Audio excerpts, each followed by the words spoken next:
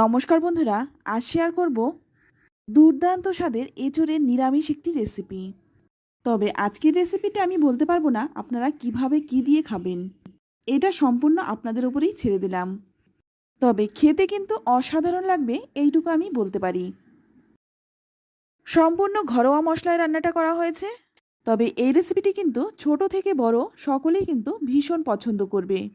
এই রেসিপিটি আপনারা রুটি, পরোটা, ভাত বা শুধু শুধুও খেতে পারেন। তবে আপনারা কিভাবে খেয়েছেন অবশ্যই কমেন্টে জানাবেন। চলুন তাহলে দেখে নেওয়া যাক। প্রথমেই দেখুন এখানে নিয়েছি কচি এঁচোড়। এঁচোড়টা কাটার আগে এখানে আমি 1 কাপ গোবিন্দভোগ চাল নিয়েছি।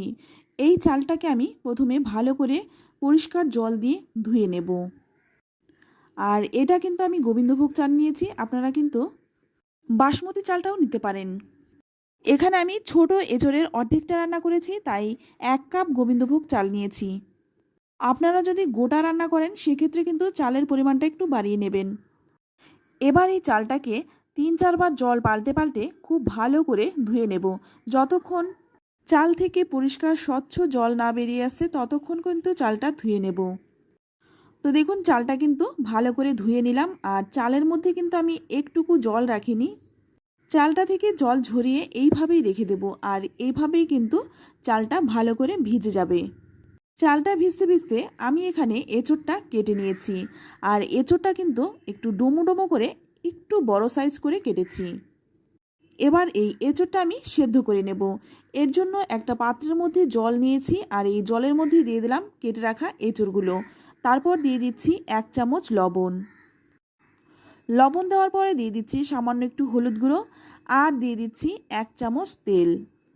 তেল দেওয়ার কারণে কিন্তু পাত্রের গায়ে আঠা লেগে থাকবে না, খুব সহজেই কিন্তু পরিষ্কার হয়ে যাবে। তো নুন হলুদটা একটু ভালো করে নেড়েচেড়ে মিশিয়ে নিয়ে তারপর এটা আমি সেদ্ধ করে নেব 10 মিনিটের মতো। ততক্ষণে এখানে আমি মশলা বানিয়ে নেব। এর জন্য নিয়ে নিয়েছি শিলপাটা। এর মধ্যে নিয়ে নিলাম 1 চামচ গোটা জিরে, নিয়ে নিচ্ছি 1 চামচ গোটা ধনে, নিয়ে নিচ্ছি 2টো শুকনো লঙ্কা আর 3টে কাঁচা লঙ্কা। ঝালটা নিজেদের স্বাদ অনুযায়ী দেবেন, তবে এই রান্নাটায় ঝালটা একটু কম হলেই ভালো লাগবে। নিয়ে নিলাম আদা। এবার এই সমস্ত মশলাগুলো আমি খুব ভালো করে মিহি করে বেটে নেব। তবে আমি কিন্তু মশলাটা শিলপাটায় বেটেছি, আপনারা চাইলে মিক্সিতেও করে নিতে পারেন। তবে শিলে বাটা মশলার স্বাদ কিন্তু অনেকটাই বেশি হয়। এটা কিন্তু আমার কথা নয়, আপনারাও কিন্তু খুব ভালো করেই জানেন। তো বন্ধুরা, এখানে আপনাদের একটা কথা মনে করিয়ে দিচ্ছি। রেসিপি দেখে যদি আপনাদের ভালো লেগে থাকে অবশ্যই লাইক, কমেন্ট, শেয়ার করবেন। আর আমার চ্যানেলে যদি নতুন হয়ে থাকেন তাহলে চ্যানেলটা অবশ্যই করে সাবস্ক্রাইব করে রাখবেন। তো দেখুন মশলাটা কিন্তু খুব ভালো করে বেটে নিয়েছি। আর এদিকে কিন্তু এঁচোড়টাও ভালো করে সেদ্ধ হয়ে গেছে। আর এঁচোড়টা কিন্তু মোটামুটি 70% মতো সেদ্ধ করে নিতে হবে। তো দেখুন এঁচোড়টা কিন্তু খুব ভালো করে সেদ্ধ হয়ে গেছে। এবার তুলে নিচ্ছি। এঁচোড়টা তুলে নিলাম। অপর দিকে কড়াই গরম করে নিয়ে এর মধ্যে দিয়ে দিচ্ছি 1 চামচ সাদা তেল। আজ রান্নাটা আমি সাদা তেলেই করছি। এবার দিয়ে দিচ্ছি এর মধ্যে 1 চামচ ঘি। ফোড়নে দিয়ে দিচ্ছি 3টে এলাচ আর 2 টুকরো দারচিনি। এলাচ আর দারচিনিটাকে খুব ভালো করে একটু ভেজে নেব। এর থেকে যখন মিষ্টি সুগন্ধ বেরোবে তখন এর মধ্যে দিয়ে দিচ্ছি ধুয়ে জল ঝরিয়ে রাখা গোবিন্দভোগ চালটা। এবার এই চালটাকে একটু নেড়েচেড়ে নিয়ে এর মধ্যে দিয়ে দিচ্ছি সামান্য একটু হলুদ গুঁড়ো। হলুদ গুঁড়োটা দিয়ে চালটা একদম খুব ভালো করে ভেজে নেব। চালটা যদি খুব ভালো করে ভেজে নেওয়া হয় তাহলে কিন্তু চালটা একদম ভেঙে যাবে না। চালটা গোটা গোটা থাকবে আর রান্নাটাও কিন্তু খেতে ভালো লাগবে। গ্যাসের আঁচটা লো টু মিডিয়ামে রেখে 2 থেকে 3 মিনিটের মতো চালটা ভেজে তুলে নিলাম। আর এখানে কিন্তু কড়াইয়ের মধ্যে একটু তেল রয়েছে আর এই তেলের মধ্যে দিয়ে দিচ্ছি আর 1 চামচ তেল। ফোড়নে দিয়ে দিচ্ছি 1/2 চামচ গোটা জিরে, একটা তেজপাতা ছিঁড়ে আর দিয়ে দিচ্ছি গোটা গরম মশলা। এবার এই ফোড়নটাকে 20 থেকে 25 সেকেন্ডের মতন একটু ভেজে নেব। ফোড়নটা ভাজা হয়ে গেলেই এর মধ্যে দিয়ে দিচ্ছি বেটে রাখা মশলাটা। গরম তেলের মধ্যে যখনই মশলাটা পড়বে তখন কিন্তু অনেক তেল ছিটে, তাই সাবধানে মশলাটা দিতে হবে। আর মশলাটা দেওয়ার পরে সামান্য একটু জলও দিয়ে দিলাম, এতে করে মশলাটা খুব ভালো করে কষানো হবে। মশলা থেকে যতক্ষণ না কাঁচা গন্ধ চলে যাচ্ছে ততক্ষণ মশলাটা কষিয়ে নিতে হবে। তো মশলা কষাতে কষাতে এখানে দিয়ে দিলাম 1 চামচ হলুদ গুঁড়ো, দিয়ে দিচ্ছি 1 চামচ চিনি। এবার আবারও কিন্তু খুব ভালো করে কষিয়ে নিতে হবে। 3-4 মিনিট সময় নিয়ে খুব ভালো করে মশলাটা কষিয়ে নিতে হবে। এখন কিন্তু মশলাটা খুব ভালো করে কষানো হয়ে গেছে, মশলা থেকে কিন্তু তেলও ছেড়ে দিয়েছে। এবার এর মধ্যে দিয়ে দিচ্ছি আগে থেকে সেদ্ধ করে রাখা এঁচোড়টা। এর মধ্যে দিয়ে দিলাম স্বাদমতো লবণ। আর লবণ কিন্তু আমি এঁচোড় সেদ্ধ করার সময় দিয়েছিলাম, তাই সেই বুঝে লবণটা দিতে হবে। লবণটা দিয়ে খুব ভালো করে মশলার সাথে নেড়েচেড়ে মিশিয়ে নিচ্ছি। যেহেতু মশলাটা আমি আগেই ভালো করে কষিয়ে নিয়েছি, এঁচোড় ভালো করে সেদ্ধ করে নিয়েছি, তাই খুব একটা সময় নিয়ে কিন্তু কষানোর প্রয়োজন নেই। এবার এর মধ্যে দিয়ে দিচ্ছি আগে থেকে ভেজে রাখা গোবিন্দভোগ চালটা। আর চালটা কিন্তু অবশ্যই আগে একটু ভেজে নেবেন।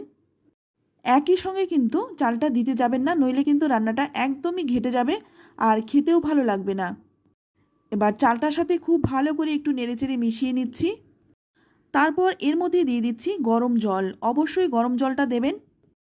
জলটা আমি যে পরিমাণে দিয়েছি যাতে করে চালটা খুব ভালো করে সেদ্ধ হয়ে যায়, ঠিক সেই পরিমাণে আমি জলটা দিয়েছি। এবার একটা ঢাকা দিয়ে 10 মিনিট রেখে দেবো। আর এই সময় কিন্তু অবশ্যই গ্যাসের আঁচটা লো টু মিডিয়ামে রাখবেন।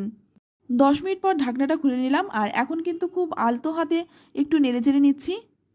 চালটা কিন্তু এখনও পুরোপুরি সেদ্ধ হয়নি, আর একটু সেদ্ধ হবে। এবার এর মধ্যে দিয়ে দিচ্ছি কয়েকটা কিশমিশ, আর দিয়ে দিচ্ছি 4-5টা কাঁচা লঙ্কা। কাঁচা লঙ্কাটা কিন্তু আমি গোটাই দিলাম। এবার ভালো করে একটু নেড়েচেড়ে মিশিয়ে নিচ্ছি। অনেকেই আছেন একটু ঝাল খেতে পছন্দ করেন, তারা কিন্তু এই লঙ্কাটা খেতে পারেন। আর যারা ঝাল খেতে পছন্দ করেন না, তারা কিন্তু লঙ্কাটা বাদ দিয়ে খাবেন। তো এখন দেখুন চালটা কিন্তু খুব ভালো করে সেদ্ধ হয়ে গেছে। দেখতে পাচ্ছেন অনেকটাই জল রয়েছে। এই জলটা কিন্তু ঠান্ডা হয়ে যাওয়ার পর একদম শুকিয়ে যাবে।